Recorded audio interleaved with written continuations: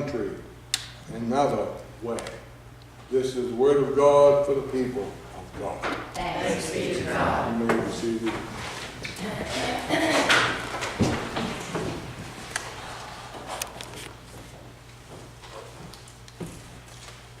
Picture this. A nativity scene where Mary is, as usual, dressed in blue. Jesus, who looks about 2 years old, is wearing pajamas, not the normal translation for swaddling clothes. Joseph and the soul shepherd could be twins. Apparently the shepherd isn't good at his job. There's only one sheep. An angel playing a harp leans against the flagpole. Santa Claus is shimmering down a rope while 4 reindeer wait on the roof. Over to the side, 3 turbaned wise men stand in line. The Magi are bringing, according to a few children standing nearby, a jewelry box, a golden basketball, and a sliver of sausage. The visitors from the east look at as out of place as good old Santa.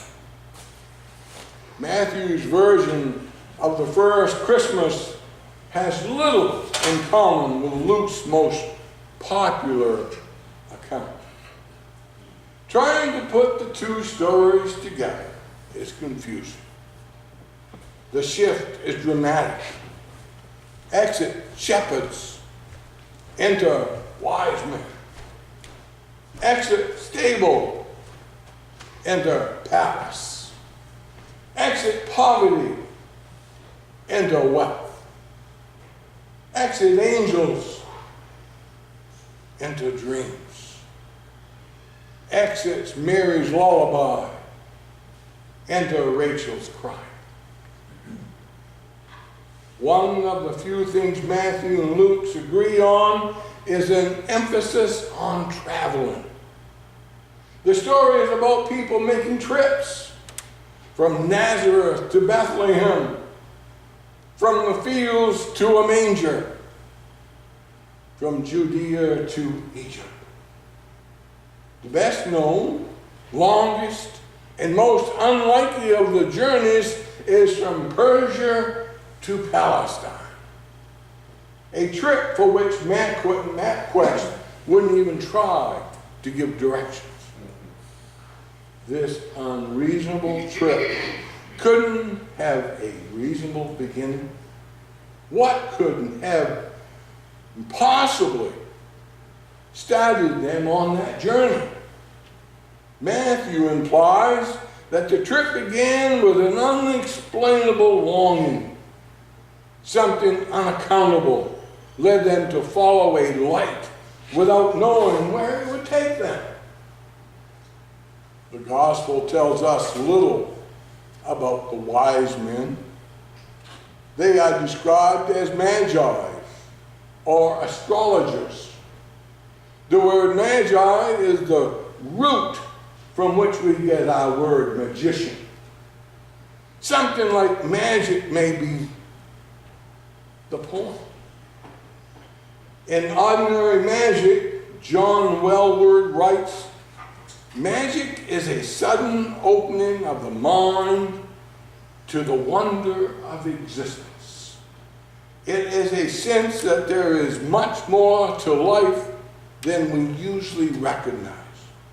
That life contains many dimensions, depths, textures, and meanings extending far beyond our familiar beliefs and concepts.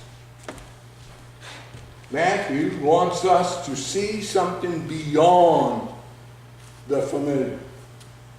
Every one of us has a longing for God deep within us. We don't always recognize this desire for what it is, but we feel it. Our spirits hunger for meaning. Our souls for the hope. And our hearts for love. Why are we at church today? Why have we come here? We have mixed motives. But at least part of our reason for being here is the faint hope that we will feel God's presence. We are here in response to a longing, even if we can't name it. We have felt the pull of God's love. The longing so deep, and the voice so distant that even in those moments when we think we might have felt something or heard something, we don't often even take even a single step forward. It's less frightening to say where we are than it is to move towards a light that we're not absolutely certain that we saw. For every three far-seeing, truly wise persons, there are 100 who won't see beyond their noses. Most of us are too practical to chase stars. When the Magi asked about the new king, Herod fears for his job. He asked the reference librarians for help. The scribes point to Bethlehem.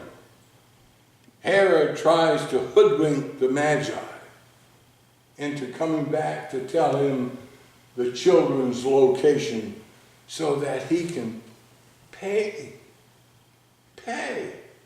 that child a visit. Herod knows that anyone worthy of worship is threatening to him. The appearance of Jesus disturbs the status quo for everyone.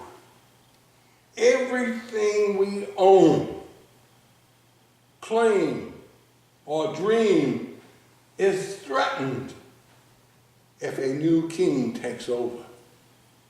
The baby grew up and changed all the rules. The baby grew up. Jesus taught a revolutionary ethic of unconditional love,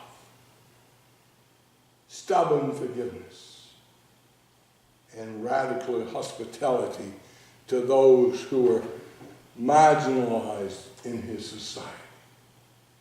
Jesus got into a lot of trouble for teaching and living out his notion of what God's kingdom looks like.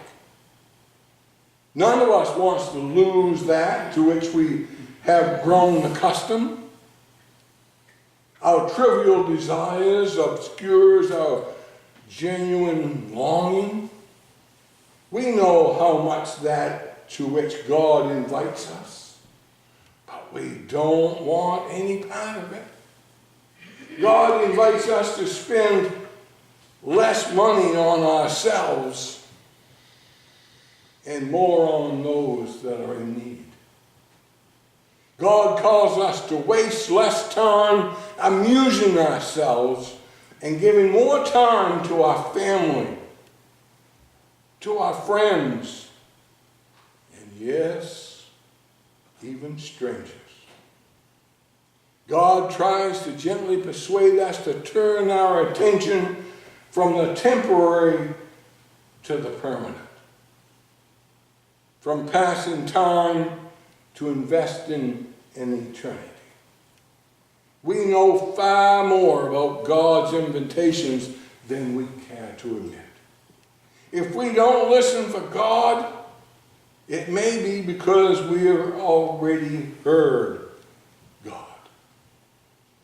Are we courageous enough? Are we courageous enough to seek God in our common questions of our ordinary life?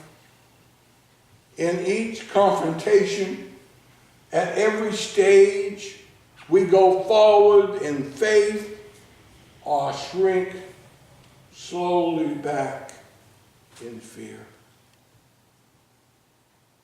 We are tempted to lie at anchor when we are meant to sail with the wind. Tempted to hide in the darkness when we're called to follow that light. The wise men followed even though it seemed foolish. They wanted to see Jesus more than they wanted to keep their treasures, more than they wanted to play it safe, and more than they feared the difficulties of the journey. The Christian faith is not a set of beliefs, but a willingness to travel, to pursue God's gentle light. Christianity is not a place to stand, but a direction in which to move. God invites us to follow the star. Lord, seeking wisdom. Amen. You know, Jesus invites us to so many things. Today, he invites us to come to his house and worship. Today, he comes to invite us to have a meal with him. Every one of us,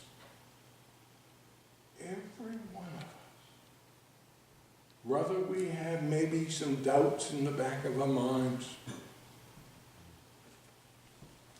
I don't think so. He loves you no matter what